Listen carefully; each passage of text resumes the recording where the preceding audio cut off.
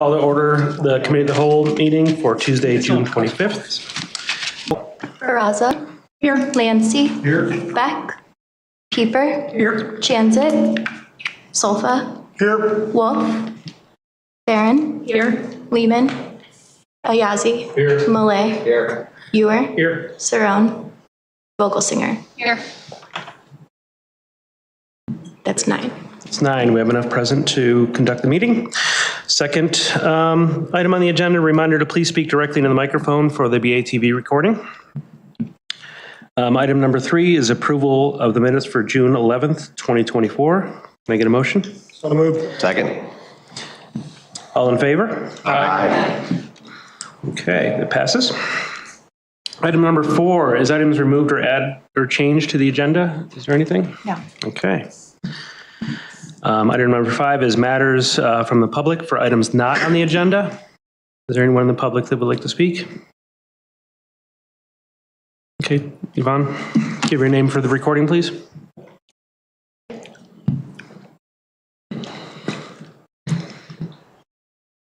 Hi, I'm Yvonne Dinwiddie. Haven't been here a while. Yvonne, would you mind getting closer to the microphone or bending it down toward you? Thank you so That much. better? That's much better. Usually I can talk loud enough that you can hear me in the next county.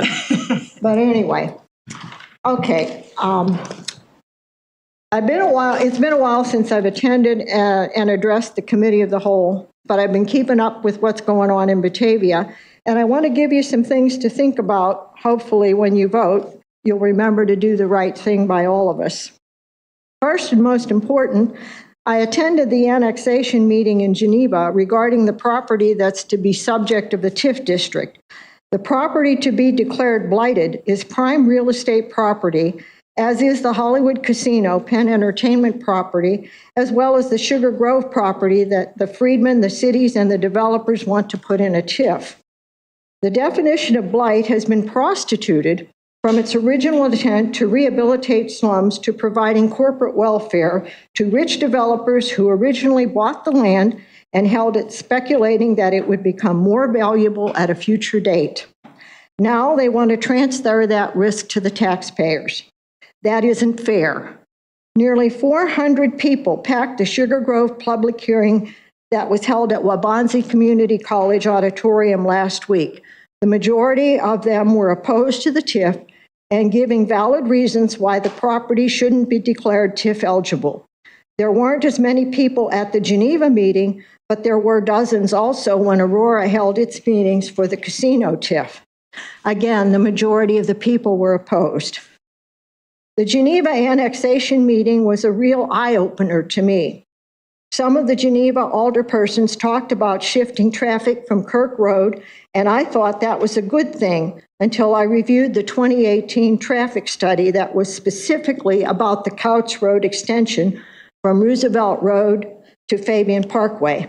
At that point, I realized that all the traffic would be routed from Fabian Parkway through Batavia, and that much of the traffic would be trucks.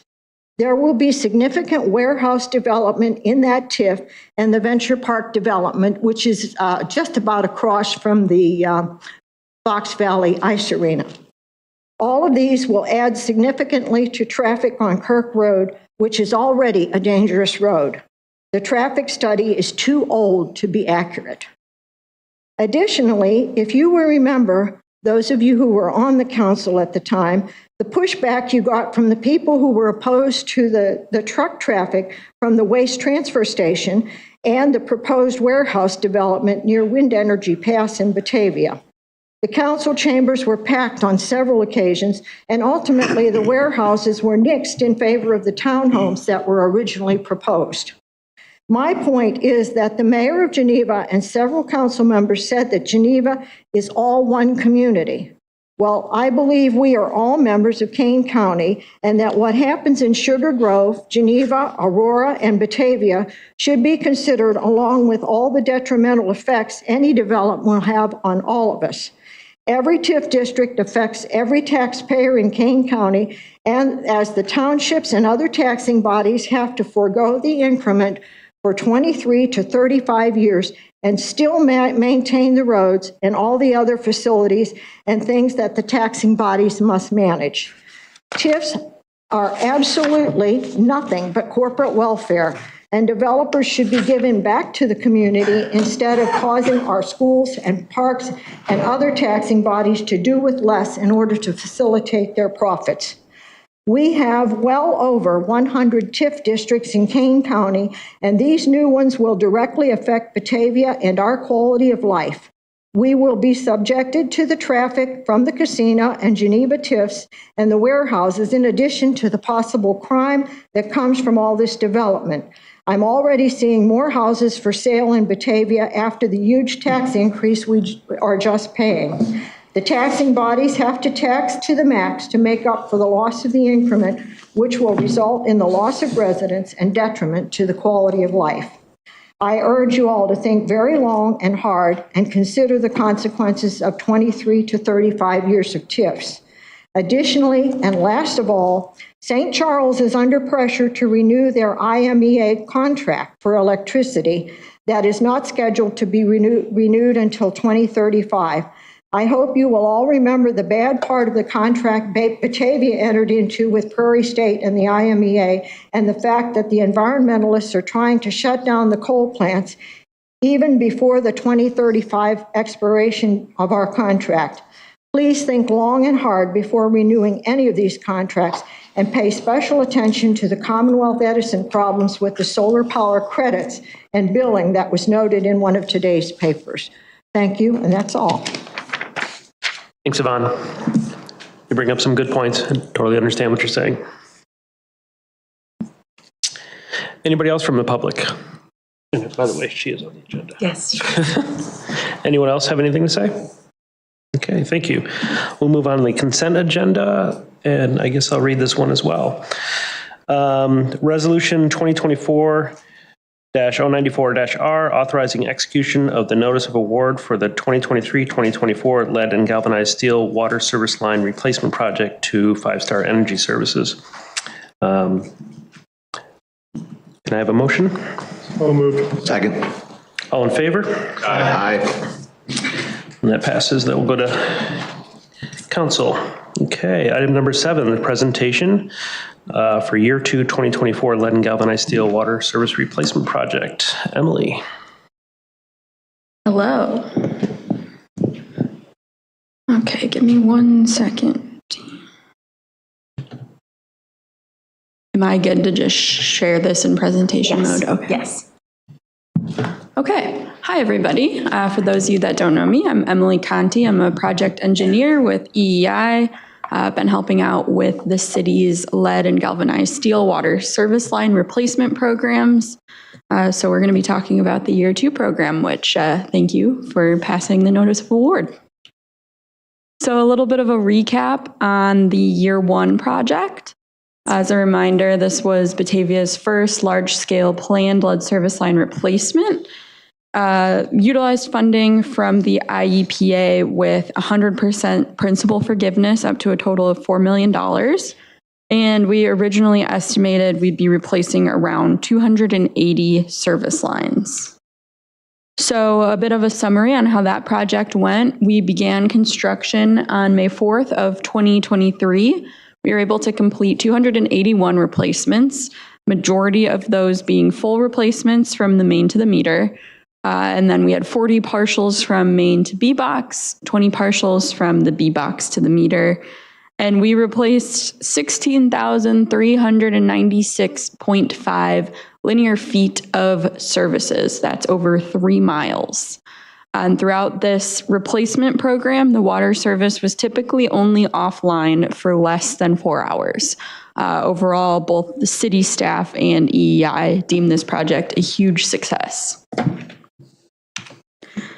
So moving into year 2 here, this is Batavia's second large-scale planned lead service line replacement, and this is going to be utilizing loan funding from the IEPA up to $4.5 million.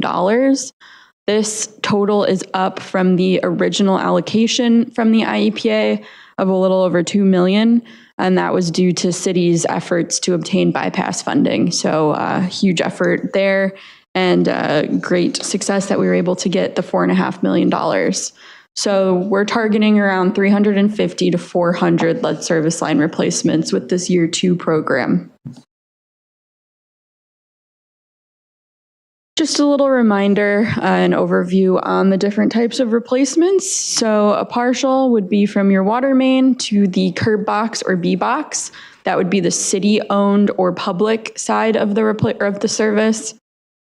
We also can do partials from the B box or curb box into the house at the meter. This would be a private side replacement or the customer-owned side of the service. Or we can do a full replacement from the water main into the house to the meter. And note, as part of these programs, we're only replacing portions of services that are either lead, galvanized downstream, that are either lead or galvanized downstream of lead. So construction overview, this was awarded to 5 Star Energy Services for $3.9 million. The schedule overview here, we're anticipating the notice to proceed in July of 2024, so next month here. And again, targeting 2 to 3 service replacements per day with a final completion of July of 2025. And again, this could be sooner. A little bit about the funding. This is an IEPA SRF loan funded project with a 30-year loan term at 0% interest for the total loan amount of $4.5 million. Note that the IEPA has changed their qualifications for principal forgiveness eligibility after the year 1 program, and Batavia's year 2 program did not qualify for the principal forgiveness funding. However, the lead service line replacement loan terms are now 0% interest with a 30-year payback period, so still very advantageous loan terms. We're going to be having a town hall stakeholder meeting on July 16th. This is going to be with some city staff, EEI, and the contractor, 5 Star Energy Services. Very similar to last year, we're going to be going through some introductions and opening remarks, a little bit of a project overview, an overview of homeowner meetings and what the homeowners can expect throughout the process. And then we're going to have 5 Star give a little bit of an introduction since they are a new contractor in these projects. And then we'll go over the estimated schedule and address any questions that stakeholders may have. So a project update so far, all TCEs, which are the temporary construction easements, again, these are required for SRF projects, but they're also highly recommended in any project you're doing. It's just a contract between the homeowner and the city so that the contractor has access to the private property. These have all been executed and the fixture counts have been approved by the building department. So we are ready for permitting here. Mass communications, again, are ongoing with the stakeholders and the city. And we are going to be moving along with contracting with 5 Star Energy Services. New this year, we've developed this infographic, which is off on the side there, between city staff and EEI. We put this together. This is going to be handed out to all stakeholders to kind of explain the construction process, what they can expect, and some important details so that there's no surprises to anybody. Again, just an ongoing communication effort on the city's end.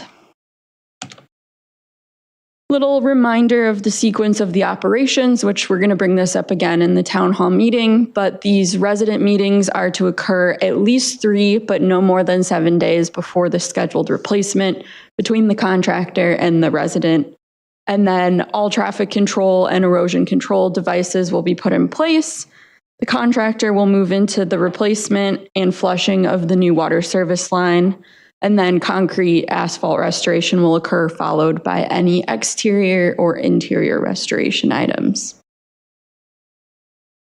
So our live construction data collection through ArcGIS. This allows city staff to track service replacement status live. So this data is input by field staff and updated as they're moving through replacements. City staff have the ability to view all of this in live time. And we collect locations of the new services, any connections at main, abandoned services, and new B boxes. So your underground stuff that you can't normally see when it's covered up. But these little points give city staff the ability to locate them much easier if they ever need to go back to them in the future. We can also track additional service data and photos in field reports, which are stored through this GIS platform. And this is just a really good example of the day-to-day collaboration between the city staff and EEI staff and how this communication has streamlined this project. It's made it very efficient and easy for everybody to access what's going on. So kind of moving forward a little bit here, looking out. Year 3 program, so the IEPA just released their draft intended use plan a couple weeks ago, and Batavia has been allocated $7 million in loan funding. Again, these loan terms are 0% interest over a 30-year payback period, and this $7 million is estimated to cover all remaining lead service line replacements in the city. After the year 2 program, that would be around 500 remaining. The final intended use plan is expected in early July. We're not anticipating any changes to this, so we are still expecting that $7 million to be on the final intended use plan. And then there's going to be some additional discussions coming up here with city staff for the potential year 3 program. So if this project does move forward, the anticipated schedule would be to start design in July or August of 2024, with bidding occurring this fall, and then construction to start by this time of 2025. And then just another thank you to all the stakeholders in this lead service line replacement program, both year 1 and year 2. We appreciate all the efforts and the support to date. The year 1 project was extremely successful. It went very smoothly. City staff is very happy with the contractor's performance, and we look forward to the same success with year 2. Any questions? Questions? We'll be having ongoing conversations about the year 3 program, because while we have been allocated the potential to use up to $7 million, that doesn't mean that we have to use that. And if we were to use that, we have to think about, what is the annual service on that debt over the next 30 years, and how will that impact water rates? So Peggy will do a financial analysis of all of that to help us better understand what that looks like. At the same time, balance that with the impact, the health impact that this will have, and being able to be lead-free here in the city of Batavia, ahead of all of those cities who won't even have started to do this, with the EPA ready to issue requirements and timelines within which all cities across the nation are going to have to come into compliance. So we'll have a lot of further discussion about that, but I also want to thank Emily and Steve from EEI and just all the help that you've been on this project. It's one of the reasons it's been so successful is your partnership and organization of all of this and consultation on how to do this the right way. So thank you very much. Yeah, thank you, Laura, and thank you for the clarification there. Yeah, just because you were allocated the $7 million, it doesn't mean you have to use all of it. And definitely important to note that you guys got ahead of most other communities when in 2027, a lot of them are going to be starting, and you guys are going to be done or nearly done. So thank you all as well. Yeah, I would echo what Laura said, that it's, getting ahead of this, and I mean, money's gonna have to be spent at some point. Right. There's no way around it, but getting it at 0% is as good as it gets. I mean, obviously last time it was free, but we knew we couldn't expect that forever. So, and then just how successful it's been. And I know you mentioned, I was glad you showed it at the end, that there were so many residents that were just so happy with it that we don't always have happy residents when we disrupt their lives. So it's good that it came out well like that. So looking forward to more of those thank yous from the residents. And going from 20 to 30 years is huge. You know, on the one hand, if there were an interest rate associated with this, we'd ask ourselves, is it worth it to pay the additional interest for those 10 years? But this is 0% interest, so no brainer that 30 years is better than 20. Yeah. Thank you guys. Thanks, Emily. Okay, on item 8, ordinance 2024-48, conditional use for motor vehicle sales and leasing, new and used, internet based in the GI General Industrial District. Zach. So just so everybody's aware, the staff report's the same for this item and the next, but it is 2 separate conditional uses. They're located at the same property, but they are 2 different applicants. They're co-locating. So just want to provide clarity before I start. So essentially, I will start with 2024-048, which is conditional use permit for motor vehicle sales and leasing new and used internet-based. The applicant is Jose Coronella of Supersport Automotive, and he is currently located at 1521 Hubbard Avenue. He has been operating his automotive repair business at that property for some time now and is seeking to add internet-based sales as an additional service to his customers and to his portfolio business. This is something that he did previously operate at a different location in our industrial park, but with the relocation, it does require a new conditional use permit due to the consideration that each property has its own unique situation. In the review of this, we've worked with Jose quite a bit to get several improvements to the property done. Prior to him submitting this application, they paved the rear parking area, which was previously gravel. He is proposing an 8-foot solid fence for the rear storage area, as well as with his co-tenant, Mr. Riviera. So it is currently a chain link fence, so it's going to be an 8-foot solid fence. They are going to be doing a reduction of the curb cut to 2 defined access points and restoring the city right of way and adding sidewalk to the property. He's already done some improvements where he's taken some non-compliant light fixtures and made them compliant, and he's put some safety bollards. He's worked with staff very, very well, and he's worked with the city engineer to come forward with a plan for how the access points will work and striping should function on the property. Staff has placed several conditions that are consistent with how we place these for all auto sale uses in the ordinance. Most of this is just to be clear on expectations on how they are conducting themselves, especially since it's internet based. It's supposed to be appointment only, and no cars stored out front. If there's any questions on that use, I'd be happy to answer questions at this time. Anybody have any questions? Mayor.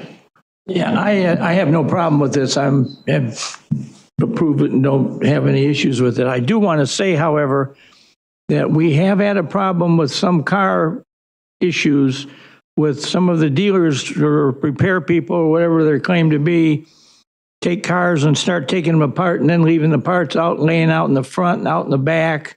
It becomes very unsightly and it looks like a junkyard. And I think we as the city need to kind of tighten up our ordinance a little bit. And we've had some problems out on Randall Road, as many of you who are on the council may remember this. And we've had to go after some people and they weren't too happy, but I think we need to let the word out from the very, very beginning that we're not going to sit here and allow for a bunch of taking apart cars with parts thrown all over the yard or crashed vehicles that may or may not ever be repaired, be taken care of. And we've got some right now that I think may have to be talked to about kind of cleaning up their act. So I have no problems with what we're doing, but I think we need to let the word out that the city of Batavia is going to take a pretty tight look and control over this action of people leaving these cars sitting outside. Yeah, and Drew Recco and I worked with the Plan Commission, and there was a condition where vehicles that are inoperable or needing repair other than just oil change, brakes, have to be located in the rear storage yard or inside the building, as well as vehicles that are there towed. They have to be located in the rear. So anything that is located in front or on the side of the property in a marked spot has to be operable. So that is something that's in the conditional use permits for these as a condition of approval. And the applicants are here tonight, so if you have questions for Jose, he can come speak a little bit more about his business model as well. Yeah, I would invite him up if he has anything he'd like to say.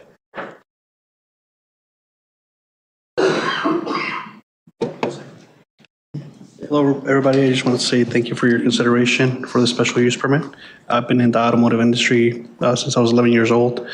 And I currently run Super Sports Automotive with my beautiful wife, Sandy. I will keep running the business until the day I pass. I don't want to cause any issues to the city. So I do plan to keep everything clean. And we've been making a lot of improvements to the property as far as adding a fence and many other things. We're planning to add a sidewalk and, just being in compliance with the city. Yeah, I was pleased to hear that was mentioned. You guys have already made some of those improvements, so I do appreciate that because that goes a long way too. People think industrial areas and they don't think too much about it, but you can make a nice industrial area if you take care of it. So I definitely appreciate you doing that. Sarah? But yeah, I like hearing that you went ahead of the, ahead of the game with the lights and everything.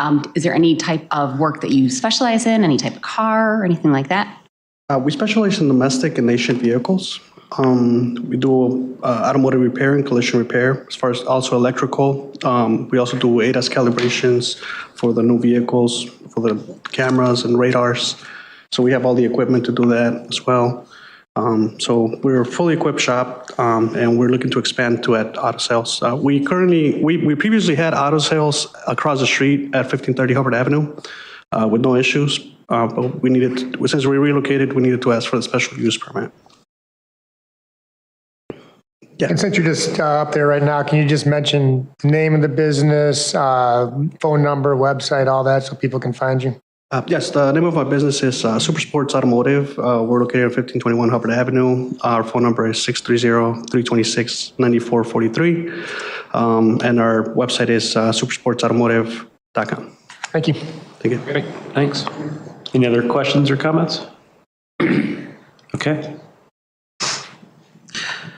Based on that, can I have a motion to move forward to City Council for approval, ordinance 2024-48, conditional use for motor vehicle sales and leasing, new and used, internet-based in the GI General Industrial District? So moved. Second. Okay, so moved by Tony, second by George. All in favor? Aye. Okay, that passes. So then the next one, number 9. For the conditional use for towing services establishment at that same location. Yes. So with this conditional use application, Mr. Riviera of Riviera Towing is looking to locate his towing operation at 1521 Hubbard as a co-tenant of the facility. He currently operates his business out of West Chicago, and this would be seen as an expansion.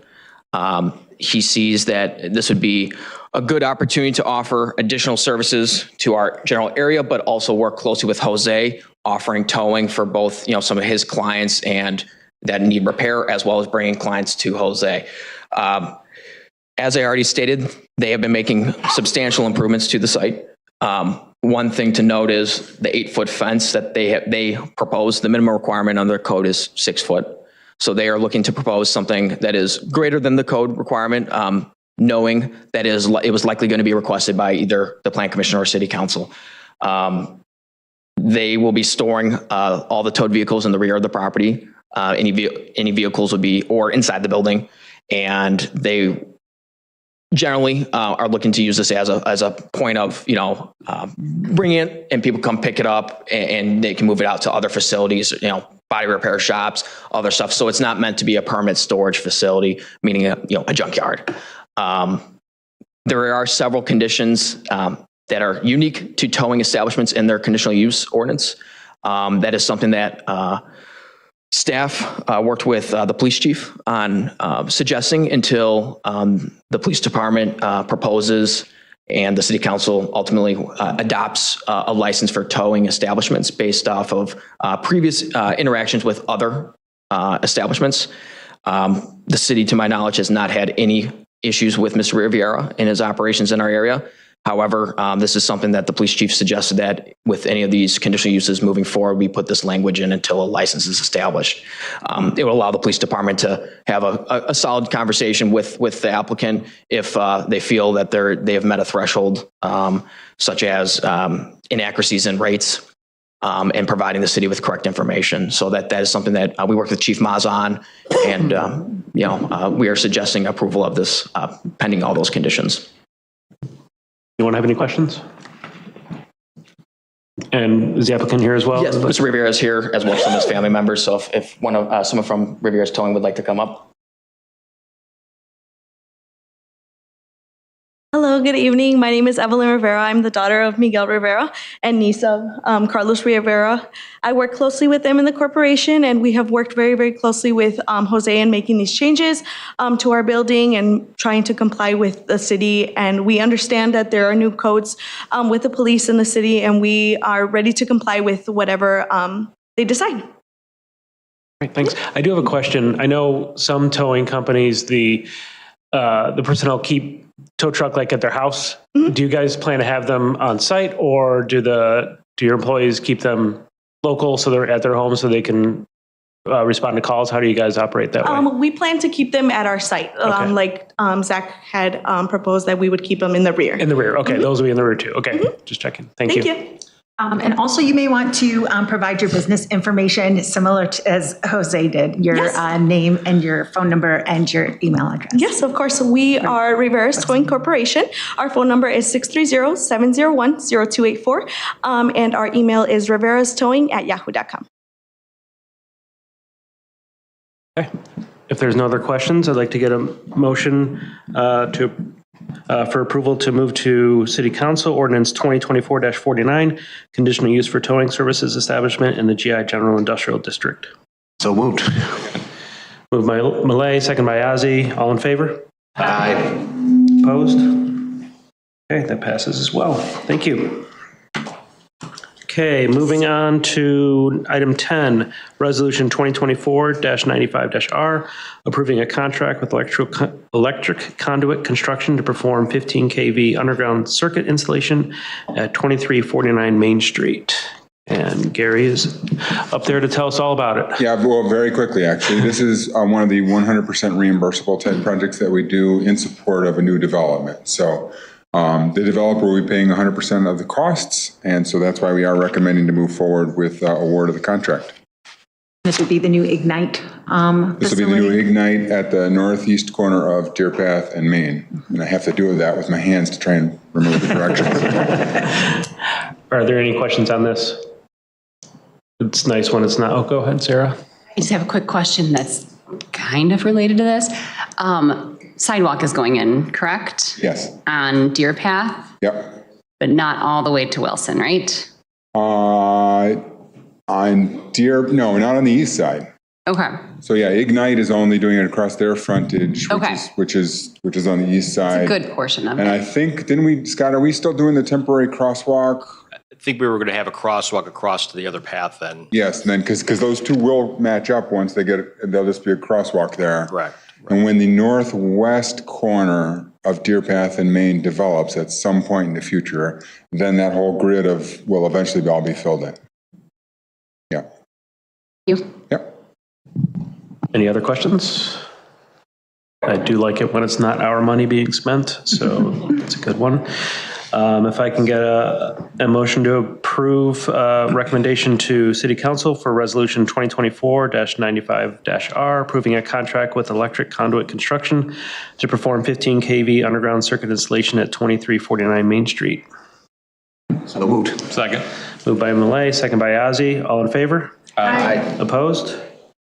That goes forward as well. Thank you. Item number 11, presentation of the strategic plan update. Max. Hello, everyone.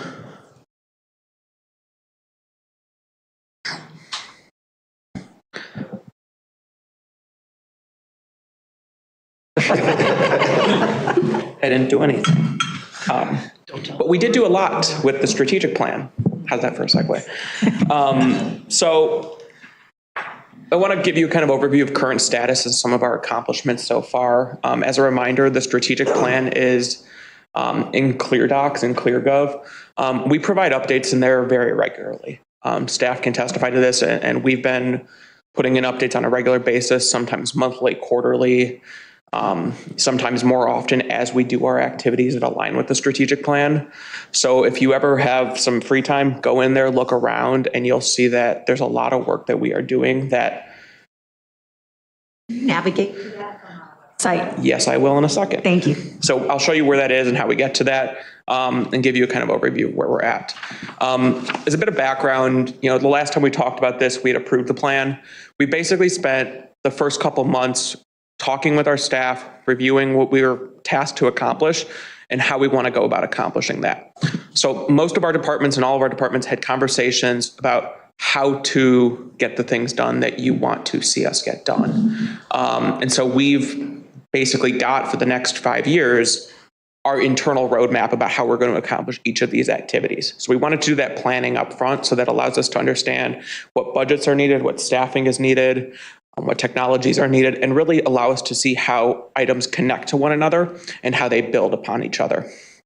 So from there, we identified the items needing to be completed in 2024, kind of laying a foundation for the next couple of years of the plan. And you should be expecting to see those throughout the rest of the year for approvals as needed, but also that we'll be making progress on those regardless.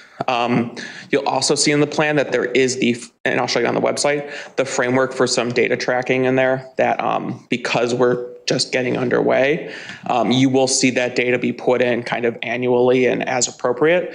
And that'll allow you to track things over time, and that'll see how effective have we been in getting these things done. So I will now go to the website. And so this is our website. Let me go back to the city website so I can show you how to navigate there. So the link to the website is bataviaisle.gov/strategicplan24.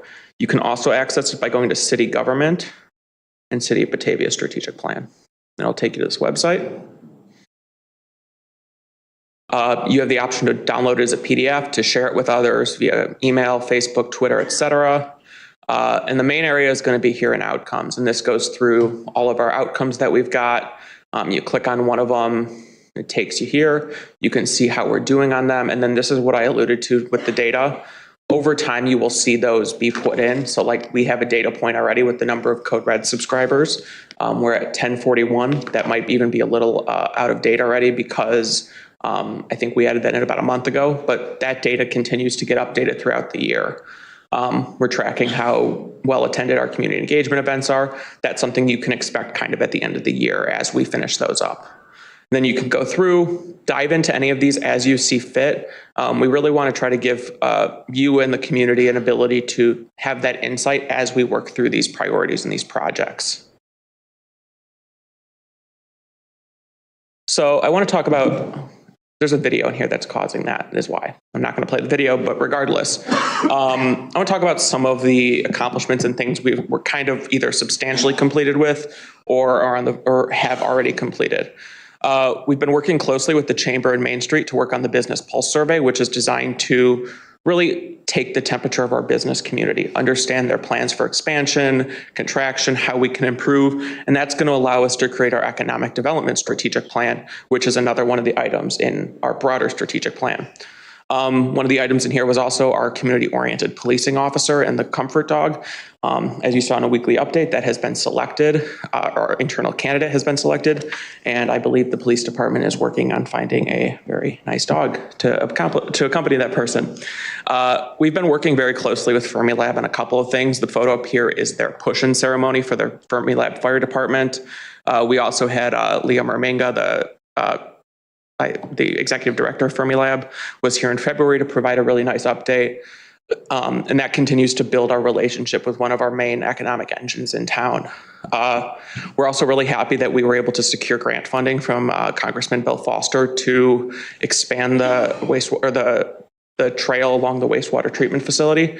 That's something that wasn't necessarily in our plan, but definitely aligns with a lot of the things that we're trying to accomplish. And so that's something that when we applied for that grant, we mentioned how it aligns with our strategic plan. And that was something that we've heard helps get grant opportunities, is when they see that there is that alignment and that it contributes to something bigger. In choosing how to spend money from the single-use bag fee, you chose to allocate some funding for Parkway tree expansion. And so that's something that we're going to be bringing in and bringing into that program. We're still having the discussions around whether we want to expand the number of people or expand the percentage we give people. That's something that we'll be able to decide and talk more about throughout the year. Tree preservation ordinance is enacted and enforced. As you've seen with some developments recently, those do get put in place, and that developers are having to either maintain more trees or provide compensation for removing those trees. And additionally, we obtained Administrative Consulting Specialist LLC to help monitor grant opportunities. And that's someone who we've been working with closely to kind of see what's out there and how we can promote those to both ourselves and use those, but also as appropriate to businesses in our business community. We've rolled out and implemented Code Red, so many of you have probably received those alerts at times. We've created a presentations and report hub, which I will also show you. So anytime somebody presents to City Council the next day, or if they send it Close the bot. So on this website, you can see all prior presentations. We link to the exact timestamp in the video of where this is. So if you clicked here, it would go to the BATV video exactly when it is. You can see their presentation, and we go all the way back to January of this year. So we've been keeping track of those, and that allows us to go back to those presentations. We get a lot of emails and questions. Hey, can you send me that? Or when did we talk about that? This website will show you that and keep that there. Back to PowerPoint. Every year, the police department does their annual report, and in that annual report is their use of force data. That's something that we've posted on our website, and that we've also added to the strategic plan ClearGov page. So if you click on the published use of force data, you will actually see the attachment to that page that contains our use of force data for this year. One of the things is we also worked on that capstone study with the University of Illinois at Chicago to look into our energy infrastructure. That's something that was completed, and we're planning on providing an update on that with some next steps in July. So that's something that you should expect, and that's going to really inform kind of our long-term infrastructure spending on our electric utility. We've worked on electrifying our vehicle fleet. We've purchased plug-in hybrid electric vehicles, so the ones that around town will mostly operate on full electricity, but can also drive much further. And it really gives us that flexibility. Those vehicles have been purchased for community and economic development, the new building inspector, Public Works, I think Electric has a car or two, I'm not entirely sure who has them. And then IT, their GIS department has a plug-in hybrid electric as well. Staff have been loving them. They're nice to drive, but they're also mostly electric. We formed our AI steering committee to kind of give us a long-term plan and how to incorporate that in a safe and effective way within city government. We've got a really good group of people from across many departments. We've been meeting with, we had a meeting a couple of weeks ago with Microsoft to talk about what opportunities exist there with AI and the government and the government ecosystem, as well as working on some broad policies to make sure we're using it safe and effectively. One of our items was also a tabletop exercise and get that underway. We have it scheduled for early August. We don't know the topic yet. That's going to be the Kane County Emergency Management Office's job, but we've got our full list of people who would be responding to the Emergency Operations Center in an emergency. We're going to be attending a training through the state and through Kane County Office of Emergency Management that talks about how Emergency Operations Center interfaces with the incident command system structure. So while we're supporting, our first responders back at the EOC, how does that work? And then we've also obviously adopted the downtown plan. I do also want to cover a few things that the fire department strategic plan has accomplished. So all fire department supervisory staff completed their LMI training. That's Leadership Management International. That is designed to provide additional leadership capabilities and really grow the leadership capabilities within the fire department. And then also we have city staff who are participating in it as well. And so that's just really building a group of really up and coming leaders within the city. We've been able to provide additional technology access to the fire department to really help them improve their ability to take trainings and communicate with one another. That's been something that has been well received. We created and published the recruitment video, which is what you see up here. Police and fire command staff are having more regular meetings that really make sure that we're coordinating amongst one another. We've been working on some monthly EMS shift drills for this year with practical components, and then we're making a significant improvement in the staffing study, and that's something we'll probably be bringing back later this year. I want to give you a brief overview of some of the things you can expect kind of the second half of this year. One is our organizational capacity study. That's going to look at long-term give us a roadmap for hiring and kind of addressing how do we build up the internal capacity to accomplish all the things you want us to be accomplishing. As I preface, we're going to be giving you an update on the energy infrastructure study and the next steps from there. We're going to be working on getting permits online and really wrapping that process up, as well as we've been working diligently on getting some Meet the Council community engagement events scheduled for this summer that I'm not 100% if we've told you about that yet, but those are coming, and we're pretty excited about it. It'll be a nice time. And then we're working on standardizing the memo template and adapting some equity and impact analysis tools. Additionally, one thing just to kind of preview as we go in, it's already June, budget season will be here before we know it. What we're really glad about is that they exist in the same platform. And with that, we're going to be able to see how our budget advances our strategic priorities. And so you'll see how much of the budget aligns to environmental sustainability, how much of the budget applies to this. And that'll kind of allow you to evaluate how we're allocating our funding toward our ultimate outcomes. It's not obviously going to be perfect. There might be some misallocations, or not, that's not the right word, but it'll allow you to think kind of over the next couple of years how we're budgeting for our priorities. You should expect to see some things in the budget for next year that are tied to the strategic plan, that are some big ticket items, but also things that kind of fit in the timeline sequentially. And then also the results of that organizational capacity study will get to kind of resources that are needed to accomplish these things. I know that was a lot. We've been doing a lot. And it's 6 months through a 5-year strategic plan. So we're excited at where we're at. We know we've got more upcoming, but really one of the things that we've noticed internally is that folks will say that here and there, like, ooh, that's a strategic plan item. That's something that aligns with the strategic plan. And so there is that internal understanding of how day-to-day work and how day-to-day activities connect to that. And it allows us to mark it down, to make it a note in clear plans. And so that's where those things are getting put in. And so we're working on it, and we're continuing to make good progress. And that, I think that'll continue over the next several years and definitely throughout the rest of the year. I like hearing that staff is using that information in your daily jobs. That's really cool. And also what you mentioned about the grants, seeking out grants, if you can tie it directly to the strategic plan. I know it's a wealth of information. You have done a ton of work, so we appreciate it. And it's really cool that it is helping with a lot of things, especially those grants. That's amazing. Thank you. Yeah, that's something that I was at an event today with DCEO, and they were giving a grant workshop on how to get DCEO grants. They explicitly called out some of the things that, like, tell us how this fits into your bigger puzzle.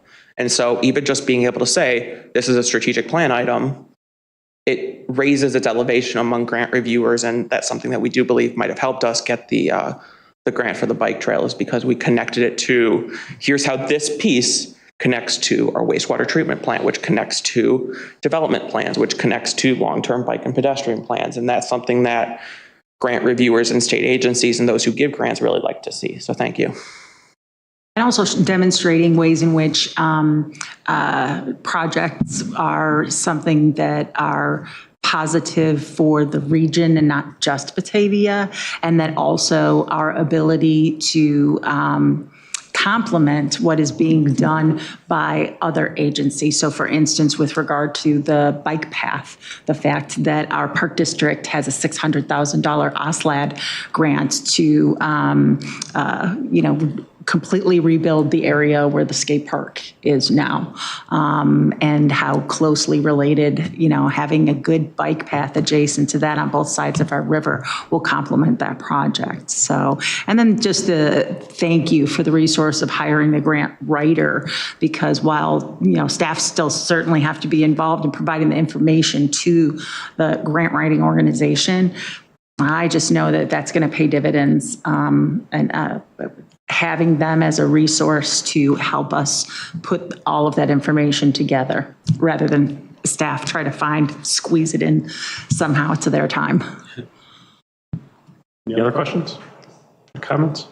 Yeah, This is great. It's good to see, and like Sarah said, it's good to see people. It's in the thought process. There's the ownership of it. It's the, oh, hey, this is going towards that, and everybody thinking instead of tactically, strategically. So it's good to hear. Okay, thank you. Next is project status. Okay, just a few things. The Plan Commission has a couple items on their agenda on Wednesday. Coming up, and it's to replace a variance to replace an existing detached garage, and then also to design review approval for a proposed 592 space parking deck for the Aldi corporate campus. The fire department, the Board of Fire and Police Commissioners have approved 2 promotions on June 14th. The first is Lieutenant Casey Belsitis will be promoted to the rank of battalion chief. And also firefighter paramedic Rich McDonald will be promoted to the rank of lieutenant. And we will have promotion and swearing in at the July 1st City Council meeting.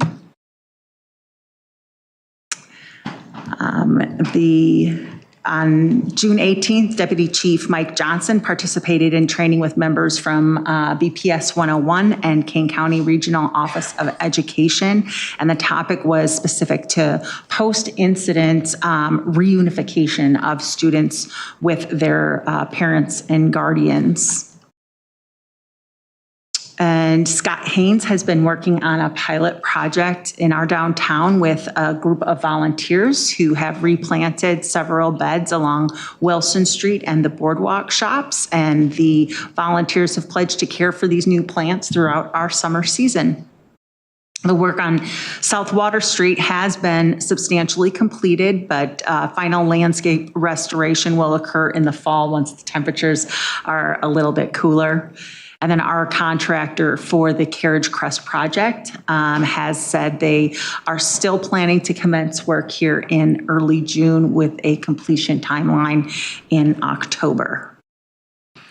One of the things that I wanted to ask all of you is if you have given any more thought to the Urban Blue public restroom idea, the prefabricated building that comes at a significant cost advantage compared to us doing construction from scratch. If you wanted staff to continue to pursue that idea, and then if you had an idea of where you think that should be located. Is that a topic that you'd like to see coming up here on an upcoming COW soon? Okay. And then we were wondering if you had any further direction for staff based on my report last time of having the meeting with the Geneva Highway Commissioner, Township Highway Commissioner, and then also Chief Maz's input from Sheriff Ron Hain. Is there any further action that you want us to take with regard to Skyline Drive at this time? Or is it something that you want to just let lie for the time being? I mean, personally, when we voted on it last time, it seemed to vote down doing anything. And I think there's no point, especially if Geneva Township is just going to put up a gate, then we're just right back where we started. We're not accomplishing anything. So. And I strongly believe that a dangerous situation is created if we can't put a stop sign in at that intersection. So I'm totally against moving forward with the project if we have no ability to do that. Thank you very much. Thank you. Are there any others? Dustin. I was going to ask, has there been any update on the river bank stabilization project? Soon? Yeah, we're moving forward with, I think we're going to have some more information about that. We opened bids this week. Gary, do you want to chime in on this one? And that'll come to the next COW meeting. So, yes. Okay. Yeah. Yes. Fantastic. Mm-hmm. Do we have an idea of when that's going to happen? Next COW is... So if the contract's awarded by mid-July. Yeah. Typically 3 weeks or so after a contract award, construction can start because they have to get their bonds in place and insurance. So mid to late August, construction will be starting.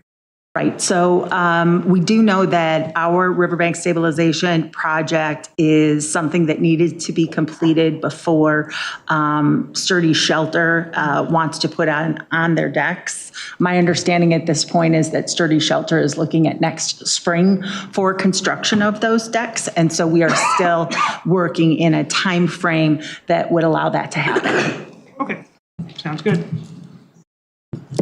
Okay, any others? Others. I had mentioned last time, Laura, to add onto COW a discussion on BATV funding. Yes, and I talked with Alan about that, and he said because he's not going to be at the first COW in July, that we'll schedule that for the second, and so that is on the agenda. Okay, great, thank you. Sure. Okay. At this point, I need to get a motion to move into executive session. So move. Okay, motion by Malay, second by Ozzy. There'll be nothing coming out of this, so thank you for those who attended tonight.